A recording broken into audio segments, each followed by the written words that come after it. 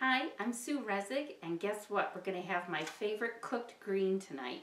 And this is collard greens, and if you've never had them, this is what they look like. I call them elephant ears. They're these great big round leaves, and they tend to come, when you buy them at the store, they come in these bundles. But I've already washed these. I'm going to do a couple of them up for dinner tonight. And they're just, I don't know, I think they're tasty. I like them. They're not strong. They're not as strong as kale, but they've got a little more substance to them than, say, chard or spinach. So they're just a nice in-between, and I find them to be very tasty. So this is how I've already washed these in my sink, just gave them a good rinse with tap water. And I'm going to cut, I just have a couple of them stacked up. I'm going to cut the rib out, the hard rib down here at the bottom. Like that. And now here's a neat little trick. You're going to roll these leaves. You can pretend you're making a cigar. There you go. Oh, you know what? I forgot to do something. I meant to rinse it in my distilled water, because I washed it at the sink, but I didn't rinse it. There we go. Ready to go. Now they're ready. And I'm going to roll it up like a cigar. And this is how I like to do my greens. I had this suggestion given to me many years ago, and I really like it. You can see how thinly I'm cutting them. About 1/8 of an inch. Just like that. Quick as a wink, right through.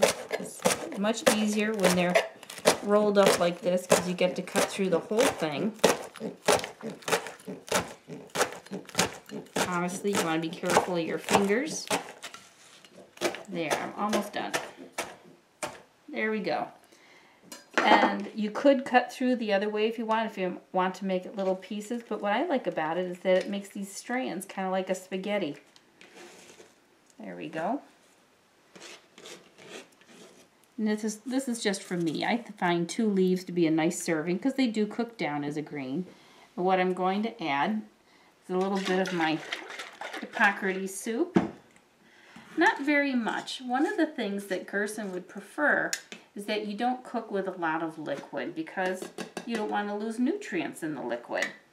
So we actually are going to add just a couple tablespoons. You won't even see it. There. That's good. Just a little bit. And I'm going to put it on the stove. I'll bring it up to a boil, which won't take long. I'll turn it down very low, and you actually let it cook for, I don't know. I don't like to cook it very long. The book recommends cooking all your vegetables for 30 to 45 minutes, which is a long time. But again, you're cooking it very slowly. But greens cook much more quickly than the other vegetables. So you could cook them as little as 15 minutes on very low. Okay, let's give this a try. I'll see you in a few minutes.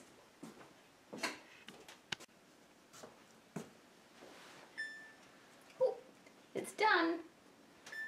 I had it turned down real low. There we go. So even though it cooked a long time, it's still got some green to it. It's not brown because I had it cooking so low. It's nice and tender. Let's try a little bite and see how they turned out. I kind of play with it like it's spaghetti. All right.